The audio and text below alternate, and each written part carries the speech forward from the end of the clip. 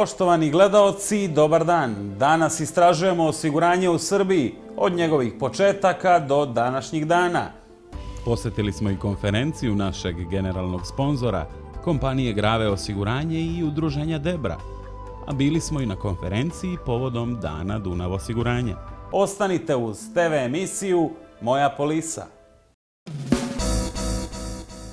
Prvi zabeleženi slučaj osiguranja u Srbiji datira još iz 1839. godine i odnosio se na jednu kuću u Beogradu koja je izgorela. Od tada građani Srbije osiguravaju sve: kuće, stanove, poslovne prostore, automobile, praktično sve vrste imovine, pokretne i nepokretne, kao i svoj posao, pa i sebe i svoje najmilije. Osiguravaju se od bolesti, nezgoda ili onog najgoreg od smrti, a život osiguravaju i radi štednje. To sve nije nimalo čudno jer, priznaćete, teško je pronaći državu, pogotovo u Evropi, koja je u svojoj istoriji bila izložena većem broju rizika. Počeci osiguranja uopšte u Srbiji se mogu datirati još u srednjem veku, od vremena Dušanovog zakonika, ali tek u 18. veku osiguranje doživljava duboke promene i od tada u našim krajevima deluju agenti zapadnih osiguravajućih društava. Potom su otvarane i ispostave osiguravajućih kuća, mahom italijanskih i austrijskih, a 1897. godine osnovana je prva domaća osiguravajuća ustanova – Beogradska zadruga. Početkom 20. veka osnovano je još nekoliko društava koje su radila sve do Drugog svjetskog rata. Posle Drugog svjetskog rata i promjena izazvanih uvođenjem socijalističkog uređenja, poslovi osiguranja prešli su u domen države i 1945. godine osnovan je Državni zavod za osiguranje i reosiguranje. Zavod je imao nekoliko osnovnih funkcija: osiguranje državne i javne imovine, sprovođenje svih vrsta obaveznog osiguranja i reosiguranje. Tako je bilo sve do raspada Jugoslavije i formiranja slobodnog tržišta. Nakon burnih 90. godina i konsolidacije tržišta početkom veka, tržište osiguranja se ubrzano razvija i preuzima sve značajniju ulogu na finansijskom tržištu u Srbiji. Evidentno je da, za razliku od ekonomski razvijenijih država sa nesmetanim razvojem osiguranja, naše tržište nema ni toliku snagu oličenu u uticaju osiguravajućih kompanija na ukupnu ekonomiju, niti toliko veliki broj osiguranika, pogotovo u osiguranju života. Ali isto tako, jasno je da naše tržište osiguranja doživljava ekspanziju. Na naše tržište stižu najveće svetske osiguravajuće kompanije, a jača i domaći sektor osiguravajućih društava. Sa završetkom ekonomske krize i jačanjem standarda očekuje se i značajan rast i razvoj našeg ukupnog tržišta osiguranja, praćen sa još novih učesnika na tržištu i povećanjem broja osiguranih građana i ukupne premije osiguranja.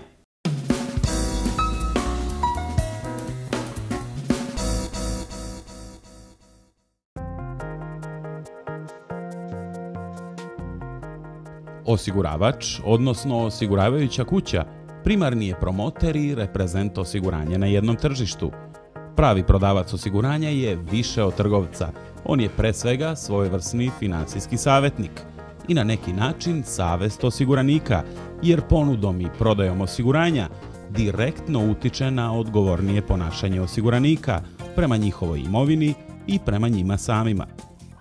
Zato osiguravajuća kuća treba da bude reprezentativna, kao i njeni predstavnici i njeni zaposleni. Radnik u osiguravajućem društvu, bilo na kojoj poziciji, u bilo kom segmentu poslovanja, treba da bude oličenje odgovornosti, uspeha i poverljivosti, jer upravo njima osiguranici poklanjaju poverenje, prepuštaju svoju finansijsku sigurnost na odgovornost i očekuju da čitav proces osiguranja protekne uspešno. Iz tog razloga, sve zaposlene u jednom osiguravajućem društvu treba, pored obuke i edukacije, strukturisano i dozirano motivisati, a u okviru motivacije i adekvatno nagrađivati. Upravo na ovu temu smo razgovarali sa izvršnim direktorom za financije i računovodstvo u Triglav osiguranju, magistrom Ivanom Jankovićem, koji je na ovu temu napisao i knjigu koja se uspešno koristi u praksi kompanija na srpskom tržištu.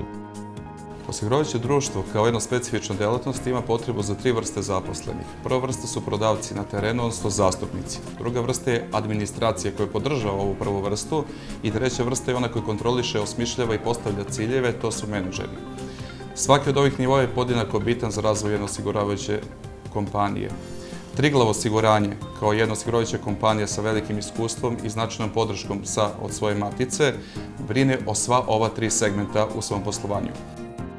U nagrađivanju sve ove 3 grupe zaposlenih postoje određene specifičnosti koje Triglav osiguranje poštuje i u skladu sa tim pokušava da razvije sve 3 grupe. Naravno, za zastupnike je najbitniji plan i ostvarenje istog. Od ostvarenja istog zavisi procenat provizije koje dobijaju, odnosno isplata zarade koju su zaslužili. Druga grupa je malo teža za merenje zato što radi administrativne poslove koje naizgled ne donose profit, ali značajno utiču na postavljanje ciljeva i ispunjenje zahteva nadležnih organa, naravno i matice. Oni su malo specifični kod nagrađivanja, imaju fiksne zarade uz određene nagrade, bonuse, pogodnosti koje stvaraju u zavisnosti od svog angažovanja i kvalitete rada. Treća grupa, o kojoj sam ja i napisao knjigu, Sistemi nagrađivanja menadžera, je po meni najbitnija, ali ne iz ugla da je njima namenjena knjiga, već se oni nastavljaju na ono što prve dve grupe zaposlenih urade. Odnosno, da budem ispravniji i tačniji, oni postavljaju strategiju, oni brinu o ispunjenju iste strategije, postavljene strategije. Oni postavljaju ciljeve koji moraju dovesti do realizacije vizije i da pozicioniraju kompaniju tamo gde treba. Dalje, oni predstavljaju kompaniju i interno i eksterno.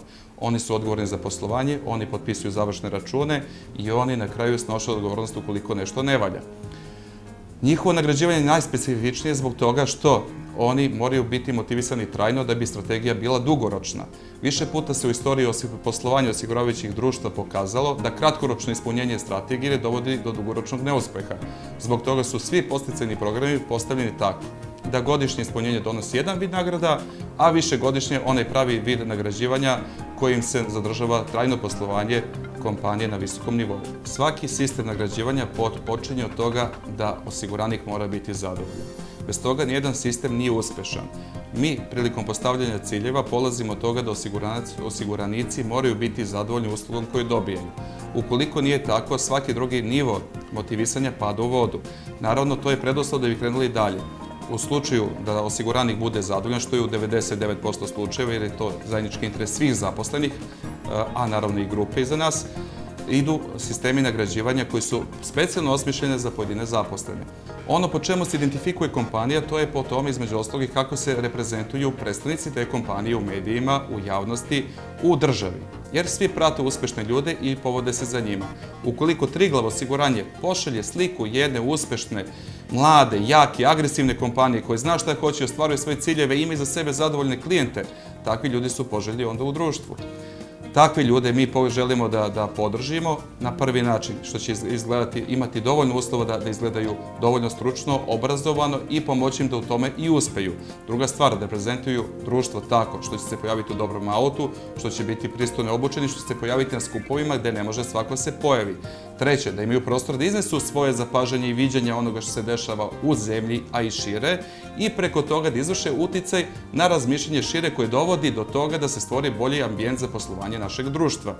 Ono što želim da naglasim je to da društvo prilikom postavljanja svoje strategije razvoja razmišlja o tome gde želi biti u društvu, gde želi biti u konkurenciji, na koji način želi sebe predstaviti, na koji način želi sebe izdvojiti kako bi bio prepoznatljivo društvo u ovoj konkurenciji osiguravajućih kompanija.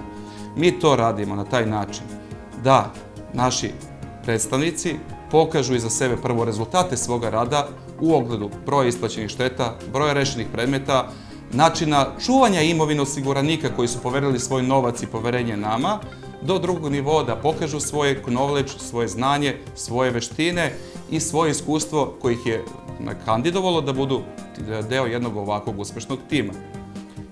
U skladu sa našom strategijom, ciljevima i vizijom, mi biramo kadrove i angažujemo iste. S obzirom da su strategije i ciljevi dugoročni, uvek je poželjno da menadžeri koji budu angažovani da predstavljaju kompaniju imaju za sebe iskustvo, rezultate prethodne, sadašnje i buduće.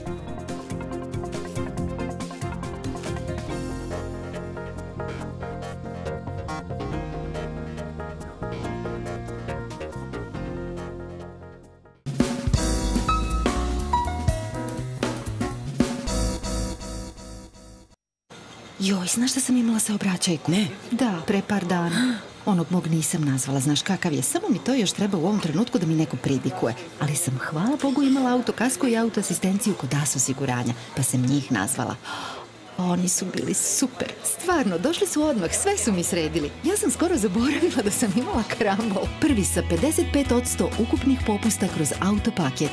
AS, neživotno osiguranje. Stvarno najbolje auto osiguranje na svetu.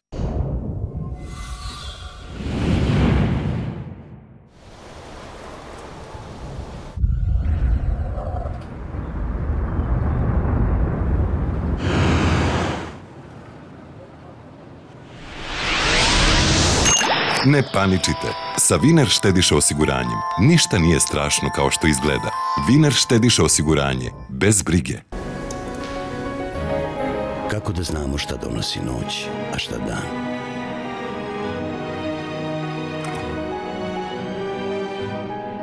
Da li smo spremni za ono što nas čeka?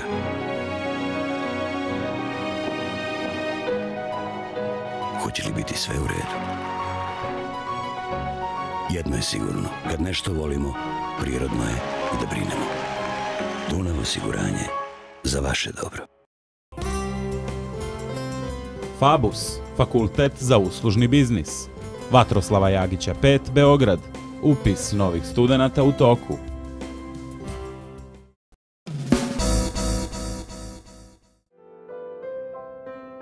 Vrsta osiguranja lica kojem se obezbeđuje osiguravajuća zaštita i štednja zove se osiguranje života.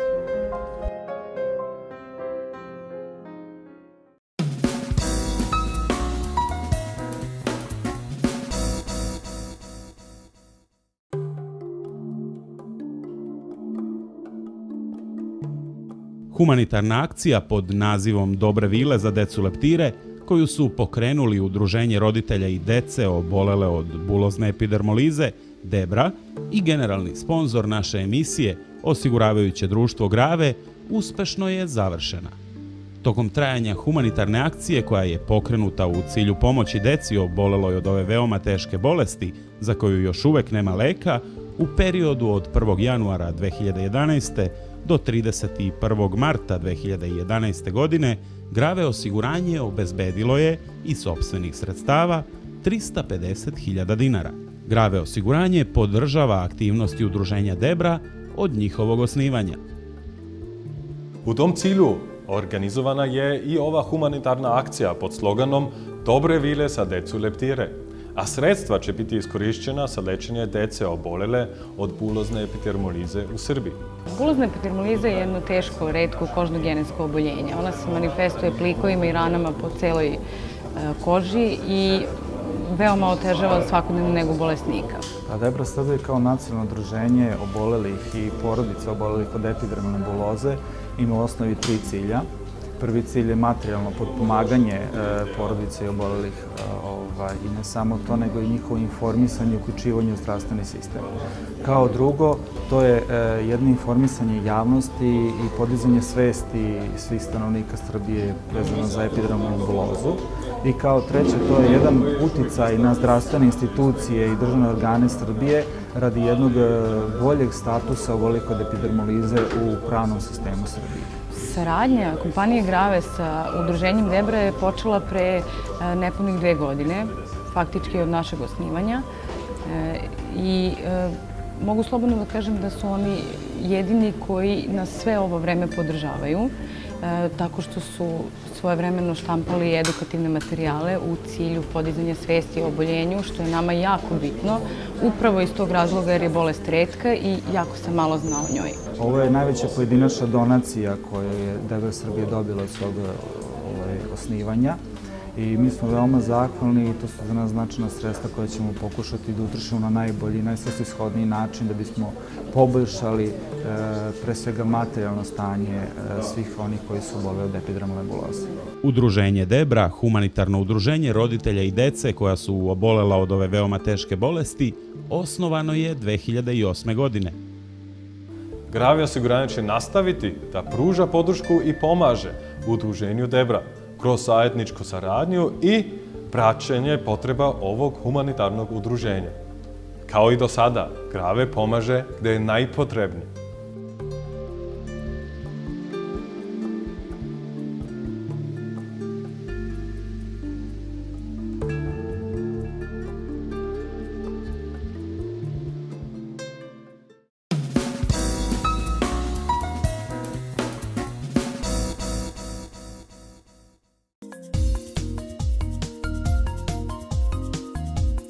U okviru promovisanja vrednosti zdravog života, kompanija Merkur osiguranje po drugi put organizuje sportsku manifestaciju Merkur Running Day.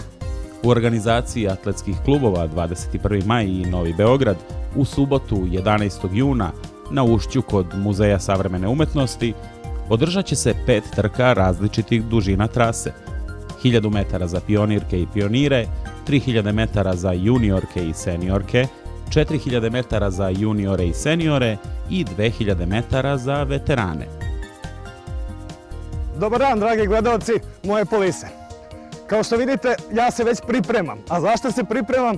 Pripremam se za drugu Merkur Running Day trku koju ćemo ove godine održati opet na Ušću.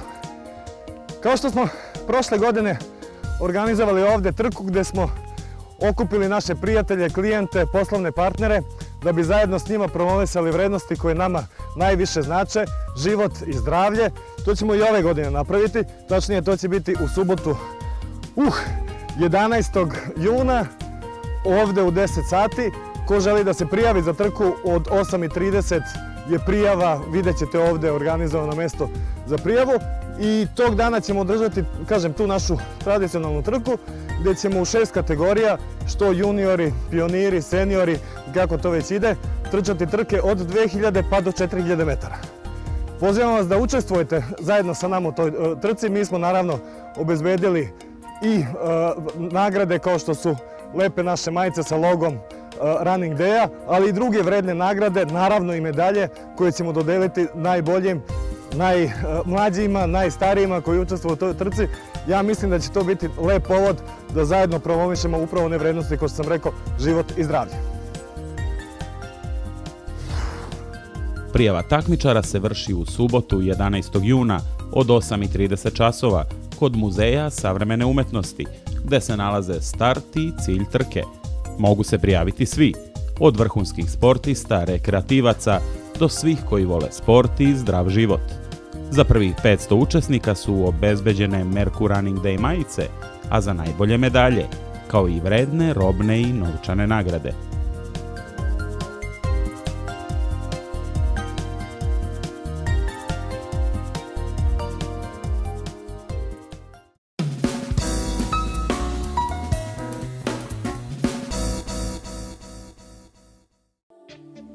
U utorak, 31. maja, organizovana je konferencija za medije povodom tradicionalnog obeležavanja Dana Dunav osiguranja. Ova osiguravajuća kuća je iskoristila povod i priliku da svoj jubilej učini i društveno odgovornim, pa je tako generalna direktorka kompanije Dunav osiguranje, magistar Milenka Mila Jezdimirović, uručila donaciju Institutu za zdravstvenu zaštitu majke i deteta. Klinici za dečju hirurgiju je doniran aparat Pacijent Monitor, koji čini deo savremene opreme za merenje vitalnih funkcija u intenzivnoj nezi najmlađih pacijenata. Još jednom hvala na značajnoj donaciji i bit ćemo tako u kontaktu da vas izveštavamo kako to dalje ide. Kompanija Dunav osiguranje u svojoj misiji, obavljajući posao za koji je formirana, posao osiguranja, ne zaboravlja ni društveno odgovornu komponentu u okviru koje pokušava i uspeva da u svojoj dugogodišnjoj tradiciji pokaže kako se valja ponašati kada ste lider, kada ste uspešni, kada vas to obavezuje, a naročito zbog naših klijenata, naših osiguranika. Zbog toga smo i ove godine odlučili da kao i lane našu proslavu ne obeležavamo tradicionalno ili, kako se to kaže, potrošački uobičajeno, nego smo odlučili da jednu humanu akciju koju smo lane započeli nastavimo i da od toga stvaramo tradiciju za buduća pokoljenja, da naš dan kompanije Dunav osiguranje obeležimo humanim gestom koji se sastoji u donatorstvu Institutu za majku i dete dr. Vukan Čupić, kao što je Milica rekla, jednim specijalnim aparatom za naše najmlađe pacijente za lečenje dece. Uvereni smo da na ovaj način pokazujemo da kompanija Dunav osiguranje u svojoj misiji, osim što ostvaruje uspešne rezultate koji nas svake godine obavezuju sve više, pokazuje i da je društveno odgovorna kompanija koja u odnosu na okruženje, pre svega na svoje osiguranike i klijente, i na delu pokazuje kako se mogu i u ovakvim situacijama doprinositi slučajevima da ih bude manje i da lečenje naših najmlađih pacijenata bude što uspešnije i bolje. U ime stručnog kolegijuma Instituta za zdravstvenu zaštitu majke i deteta, svih zaposlenih i u svoje ime čestitam današnji dan, dan kompanije, i da vam zaželim još dugo da ih slavite zajedno s nama. Vi ste, a i mi smo naravno dugogodišnji partneri i na opšte zadovoljstvo sarađujemo dugi niz godina. Pacijent monitor, ova vaša značajna donacija, je namenjena odeljenjima intenzivnih nega Instituta za zdravstvenu zaštitu majke i deteta, kojih imamo 5. Otprilike 15% od svih pacijenata koji su u institutu, oni se nalaze u odeljenjima intenzivne nege, a ova vaša donacija koja se zove monitor, odnosno pacijent monitor, je u stvari aparat koji meri 24 sata sve vitalne funkcije naših pacijenata. To znači od rođenja, može da se priključi dete još kad je u prvim danima života, pa sve do 18. godine koji su naši pacijenti, i tu se mere sve vitalne funkcije 24 sata, što znači puls, disanje, temperatura, zasićenost krvi kiseonikom, pojava ugljen dioksida u krvi, i na osnovu svih tih pokazatelja koje taj pacijent monitor pokazuje, mi smo u stanju da te određujemo parametre za lečenje tih stanja. Znači, to je jedan od aparata koji će upotpuniti naše intenzivne nege i pomoći nam da taj naš, eto tako, humani posao vršimo onako kako smo zamislili.